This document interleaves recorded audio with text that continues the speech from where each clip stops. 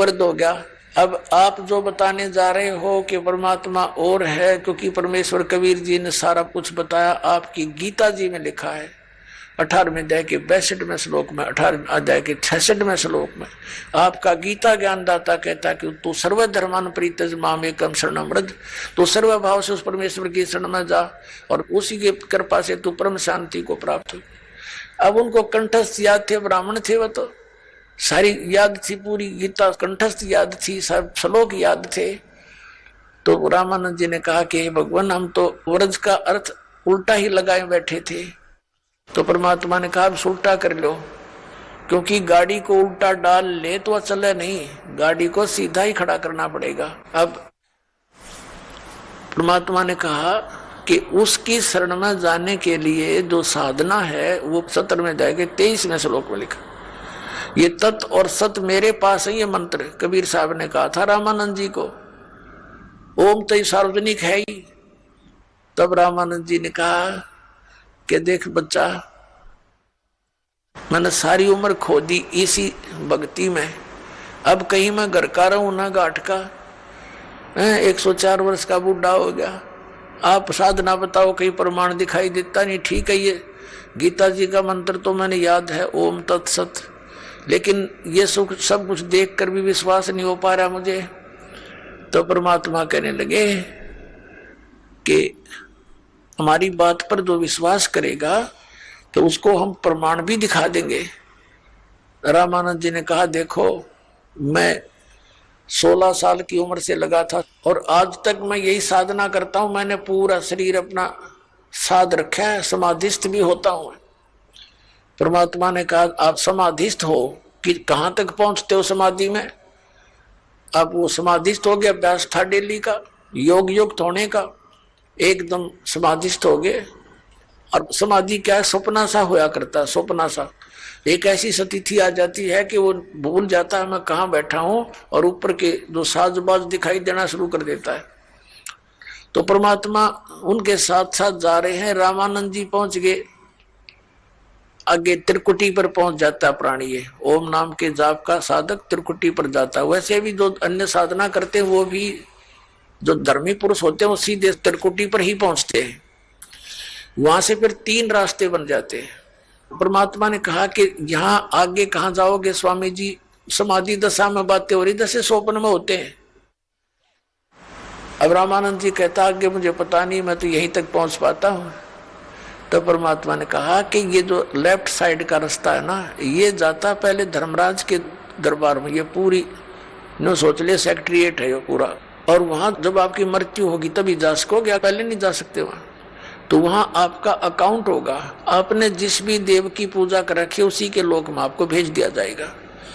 तो ऐसे ही सबका अकाउंट यहाँ होकर के फिर अन्य स्थानों पर भेजा जाता है। और इधर राइट साइड के अंदर ये 88,000 खेड़े हैं और ये दूसरे टाइप के व्यक्ति इधर भेजे जाते हैं। और सामने जो है ये ब्रह्मरंध्र है, सामने का जो है ये तुम्हारे किसी मंत्र से नहीं खुल सकता, ये ब्रह्म लोक को जाता है। आपके पास जो मंत्र हैं आप जाप करते हो, ओम नमः शिवाय या ओम भगवते वासुदेव या हरे राम कृष्ण राधे श्याम, इन करके जाप देख लो आप। रामानंद जी ने सारा कुछ कर लिया लेकिन वो गेट नहीं खुला। तो परमात्मा ने कहा मैं खोलूं मेरे सतनाम से? परमात्मा ने कहा देखिए मैं सिमरण करता हूं सतनाम का। वो तो मालिक थे, सिमरण किया, एकदम सामने का गेट न पट दे ही खुल गया। अकाजय मेरे साथ उनके अंदर जाते ही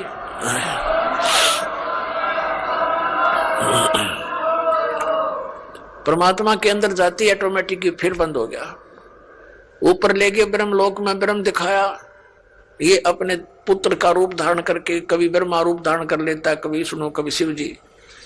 इससे आगे फिर ले गया इसके 21वें ब्रह्मांड में, तपस्या दिखाई जहां ये भून कर 1 लाख प्राणियों को खाता है।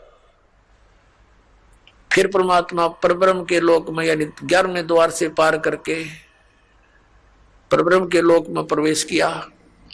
परब्रह्म से आगे फिर अपने लोक में परम अक्षर ब्रह्म के लोक में सतलोक में ले गए, 52 गुफा को पार करके 12वां द्वार पार करके। तो वहां क्या देखा? परमात्मा अपने दूसरे रूप में, वहां की जो स्थिति जो भगवान वहां रहते हैं वहां तेजो में शरीर है परमात्मा का, उसको सतपुरुष कहो, परम अक्षर पुरुष कहो, उसको कबीर भगवान कहो।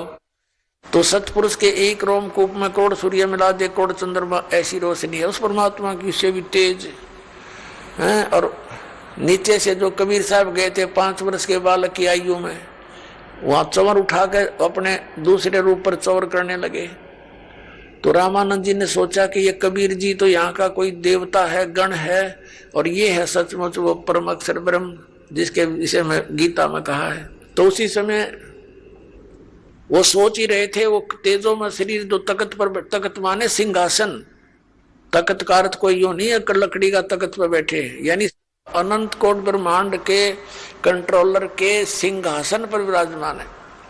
वहां से खड़े हुए और चंवर ले लिया 5 वर्ष के बालक से, और 5 वर्ष का बालक बैठ गया उस अनंत कोट ब्रह्मांड के सिंहासन के ऊपर कबीर रूप में। और वो तेजो में शरीर परमात्मा कबीर जी 5 वर्ष के बालक पर एक सेवक की तरह ऐसे सेवा करने लगे चंवर से। रामानंद जी सोच ही रहे थे कि ये क्या चक्कर हो रहा है, छोटा सा बालक कबीर दुल्हा, और ये इस पर यूं भगवान चंवर करता। इतने में तेजो में शरीर परमात्मा का जो था वो 5 वर्ष के बालक में समावेश कर गया, अकेले कबीर जी बैठे रह गए 5 वर्ष के बालक। तब रामानंद जी से कहा परमात्मा ने कि Swami ji, I am God, मैं परमात्मा हूं,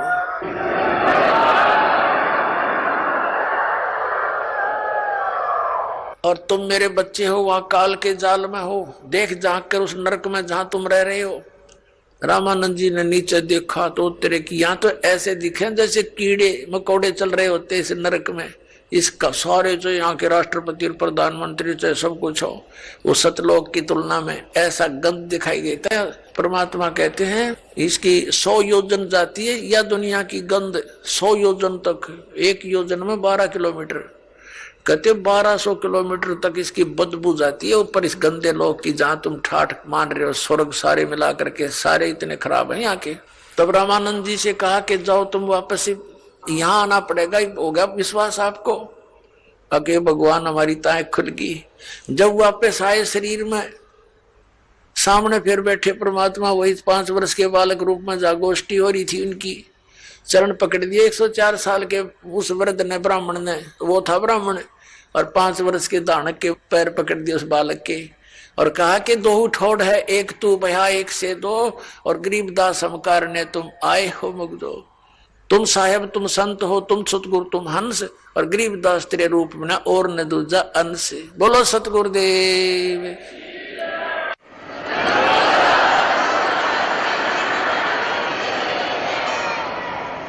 तो इस प्रकार आपका जन्म मरण मिटेगा और परमात्मा प्राप्त होगा। सत सहे उन अमर वाणियों को आधार बनाकर सत्संग सुनाया जाता है, और उसके अंदर सत्संग के अंदर सभी सदग्रंथ भी आधार बनाए जाते हैं, और उनके आधार से जो ज्ञान सुनाया जाता है वो सत्संग है। इसके अतिरिक्त अन्य कोई वचन सुनाते हैं, प्रवचन सुनाते हैं, सत्संग करते हैं, और वो हमारे पवित्र सदग्रंथों से या उन महापुरुषों की अमर वाणी से या परमेश्वर कबीर जी की अमर वाणी से मेल नहीं खाते हैं, तो वो सत्संग नहीं है, क्योंकि उनके अंदर सत्य नहीं है, सत्य का अभाव है। सबसे पहले सत्संग के अंदर ये जानकारी दी जाती है, मानुष जन्म पायक नहीं रटे हरि नाम, जैसे कुआं जल बिना बनवाया क्या काम। मानुष जन्म दुर्लभ है, मिले न बारंबार, जैसे तरवर से पत्ता टूट गिरे वो बहुर न लगता डर। परमात्मा पूर्ण ब्रह्म सत्य पुरुष कबीर देव जी, कबीर साहब, जो काशी शहर के अंदर एक जुलाहे की भूमिका करके और परमात्मा जो गुण रखता है उसका प्रमाण दे करके अपनी अमृत वाणी को उच्चारण करके यथार्थ ज्ञान देकर वो सह शरीर आए थे, सह शरीर चले गए। वो पूर्ण परमात्मा है और परमात्मा के ज्ञान को परमात्मा ही बता सकते हैं। जीव तो अटकल लगाते हैं। कुछ श्रद्धालु कहते हैं संत को चाहिए कि वो अपना अनुभव बतावे, किन्हीं सदग्रंथों या पोथियों का सहारा ना ले। ऐसे विचार रखने वाले व्यक्तियों का ये भी मानना होता है कि सभी जितने भी ग्रंथ हैं ये मानव की रचनाएं हैं, उनका अपना अनुभव है। पुण्यात्माओं, ये सब अज्ञान आधार से ही प्राणी बोल सकता है और इस अज्ञान को हटाने के लिए सत्संग की आवश्यकता पड़ती है। जैसे देश का संविधान होता है, वो भी एक पुस्तक है और वो भी एक मानव ने लिखी है। आपकी बात बड़ी करके चले और कोई अन्य मानव अपने सतर का और विधान बनाकर लिख दे और छपवा दे और बांट दे, तो उसकी क्या वैल्यू है, क्या यूज है, क्या लाभ हुआ उसका? वो व्यर्थ है।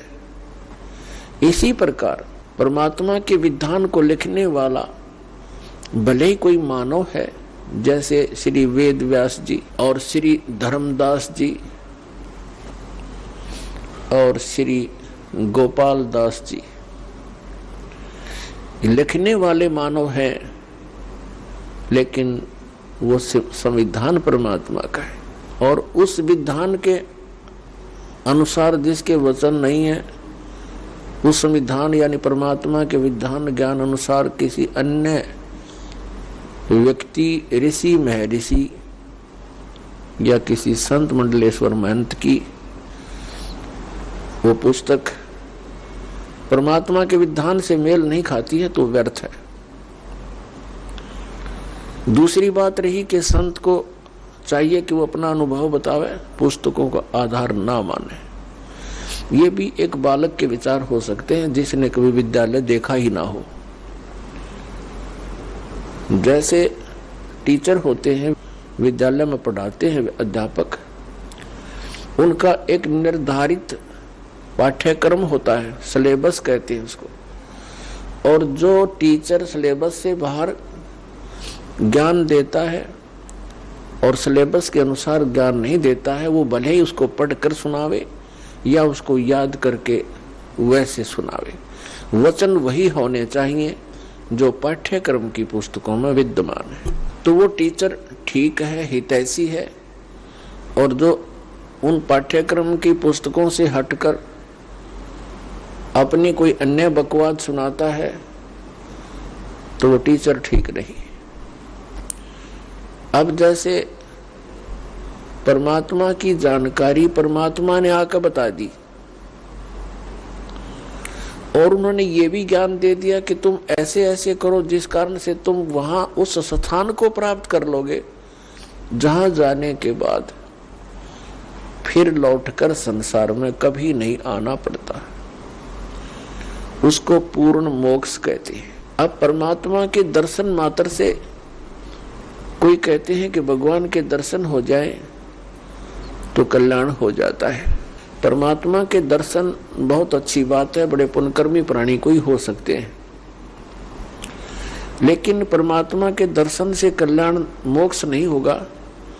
परमात्मा ने आकर के जो ज्ञान दिया है उसके अनुसार भक्ति साधना, नाम की कमाई, यज्ञ हवन, जो भी जानकारी दी है उनके करने से मोक्ष होगा। उदाहरण के लिए जैसे पवित्र हिंदू धर्म के अंदर हम मानते रहे और मानते हैं जब तक ये ज्ञान नहीं होता कि भगवान शिव जी और उनकी धर्मपत्नी पार्वती जी इकट्ठे ही रहते थे एक ही परिवार में, और सबसे ज्यादा दर्शन पार्वती ही किया करती थी। लेकिन कल्याण नहीं हुआ। कल्याण हुआ उसका जब उनको भगवान शिव ने वो मंत्र दिया और पार्वती जी ने जाप किया, तब उनका उतना कल्याण हुआ जितना भगवान शंकर जी के द्वारा दिए गए मंत्र से होना है। लेकिन वो कंप्लीट मोक्ष नहीं है। फिर भी जो विषय है उसी से चलते हैं। कहने का भाव ये है कि भगवान के दर्शन पुण्यकर्मी प्राणी को ही होते हैं, लेकिन संत जो बताते हैं, परमात्मा जो ज्ञान देकर जाते हैं, उसके अनुसार साधना करने से ही मोक्ष होगा। नाम की कमाई करनी पड़ेगी। कुछ एक ऐसे सिरफिरे संत हैं, वो ये कहते हैं नाम की कमाई कुछ काम नहीं करे, नाम का जाप करने की कोई आवश्यकता नहीं, सतगुरु पार कर देगा। वो टीचर नहीं, वो दुश्मन है विद्यार्थियों का, जो विद्यार्थियों को ये कहता है कि तुमने पढ़ने की आवश्यकता नहीं, टीचर पास कर देगा। और ये अपने आप में संत भी कहते हैं, और श्रद्धालु इनके पास भी इकट्ठे होकर के संत मान करके इनके गुणगान करते हैं, इनके विचार सुनते हैं, फॉलोअर बन जाते हैं। इसका कारण क्या है कि हमें बिल्कुल ज्ञान नहीं अध्यात्म का, और जब तक हमें अध्यात्म ज्ञान नहीं होगा, ये संत हमारा ऐसे ही अंडोला बनाए रखेंगे। किसी ने चार अटपट बातें अलग से कर दी, हमने ऐसा लगेगा कि ये पूर्ण संत है। तो दास का उद्देश्य है कि आप जी को अध्यात्म ज्ञान से इतना परिचित करवा दूं कि आप किसी से भ्रमित ना हो सकें। नाम दे देना ये तो आसान सी बात है, उसका आपने सिमरण करना है, बहुत अच्छी बात है। लेकिन बने बनाए काम न बिगाड़ दे कोई सिर्फ राग है कि वो संत पूर्ण है, वो ऐसा बताता है, वो ऐसा करता है। तो आप जी उनको इस ज्ञान के आधार से अपने सतर से ही रिजेक्ट कर दो कि नहीं, आप भ्रमित हैं, आप जी को ज्ञान नहीं। तो पुण्यात्माओं, अपना अनुभव बताना अच्छी बात है, लेकिन वो अनुभव उन सदग्रंथों से मेल खाता हो। जैसे एक थ्योरी होती है, जैसे बच्चे प्रैक्टिकल करते हैं लैब में, तो प्रैक्टिकल करने से पहले उनको एक लिखित विधान, उसकी प्रक्रिया दी जाती है। फिर बच्चे उनको पढ़ते हैं कि कौन सी कैसे कैसे करना है, उसको पढ़कर फिर वो प्रैक्टिकल करते हैं। तो ये ज्ञान जो है ये एक थ्योरी है, यानी ये लिखित जानकारी है जो प्रैक्टिकल हम करने जा रहे हैं। जिनकी थ्योरी ही गलत है तो प्रैक्टिकल भी ऑटोमेटिकली गलत होगा। तो हमारे जो सदग्रंथ है ये हमारी थ्योरी है, और परमात्मा के जो साधन उसमें वर्णित है वो करना हमारा प्रैक्टिकल है। फिर उनके करने से जो उपलब्धि होगी वो भी सदग्रंथों में लिखा हुआ है। फिर वो बताने की आवश्यकता कैसे पड़ेगी, अपना अनुभव बताओ। तो इस प्रकार ये भ्रमित व्यक्ति कदम कदम पर बैठे हैं, भ्रमित करने वाले। श्रद्धालुओं की कमी नहीं, श्रद्धालु को तो परमात्मा की एक विशेष कसक होती है, और वे परमात्मा के लिए भटक रहे हैं। आत्मा जब से मालिक से बिछुड़ी है, इसको उसी समय से उसकी आवश्यकता महसूस हो गई थी। जिस भक्त आत्मा ने सृष्टि रचना सुन रखी है, तो उनको ज्ञान है कि पहले तो हम अपनी स्वेच्छा से इस काल भगवान के साथ लग गए और भगवान से विमुख हो गए। और जिसमें ये प्रकृति दुर्गा देवी जी इस काल भगवान के पास छोड़ी गई, उसी समय से इस काल ने हमारे साथ दुर्व्यवहार प्रारंभ कर दिया और उसी दिन से और आज तक हमें सिवाय परेशानी के कुछ नहीं मिला। तो उसी समय इसको महसूस हो गया था, इस दुर्गा को पुकार की थी, भगवान मुझे बचा ले। अपने पैर पे कुआड़ा मार के हम यहाँ आए हैं और पुकार करते हैं भगवान बचा ले। अभी तक हम उस भगवान से प्रार्थना करते रहे जो हमें दुखी तो कर सकता है, सुखी नहीं कर सकता। वो कौन है? ये ब्रह्म है, ज्योत निरंजन काल है, जिसके लोक में हम यहाँ रह रहे हैं। और इसके 3 पुत्र हैं, रजगुण श्री ब्रह्मा जी, सतगुण श्री विष्णु जी और तमगुण श्री शिव जी। हम इनसे भी अर्ज करते हैं हमारी रक्षा करो। ये अपनी रक्षा नहीं कर सकते क्योंकि ये सक्षम नहीं है, ये समर्थ नहीं है, ये भी अपने कर्म के दंड को ही भोगते हैं।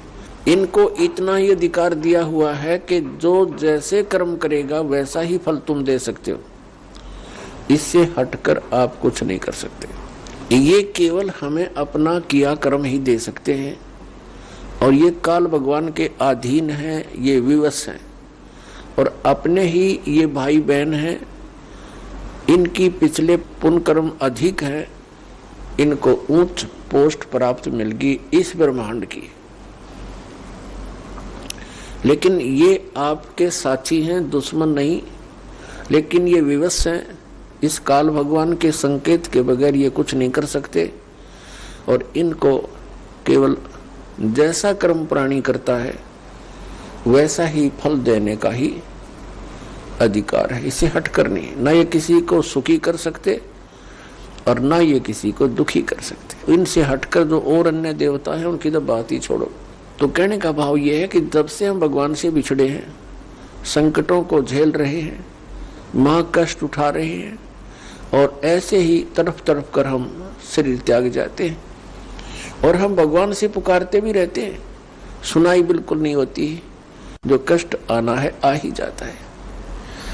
तो हम किस भगवान से पुकार करते हैं जो सुख दे ही नहीं सकते, और जो भगवान हमें सुख दे सकता है हमारे प्रारब्ध के अंदर यानी किस्मत में लिखे हुए पापों को नाश कर सकता है, क्योंकि पापों के नाश होने से ही सुख हो सकता है जीव को। तो उसकी हमें जानकारी नहीं, उसका ज्ञान नहीं, क्योंकि इस काल ने अपने बहुत से एजेंट तैयार कर रखे हैं जो संत कहलाते हैं, महंत कहलाते हैं। मंडलेश्वर आचार्य और शंकराचार्य कहलाते हैं। इन्होंने पूरे मानव को भ्रमित कर दिया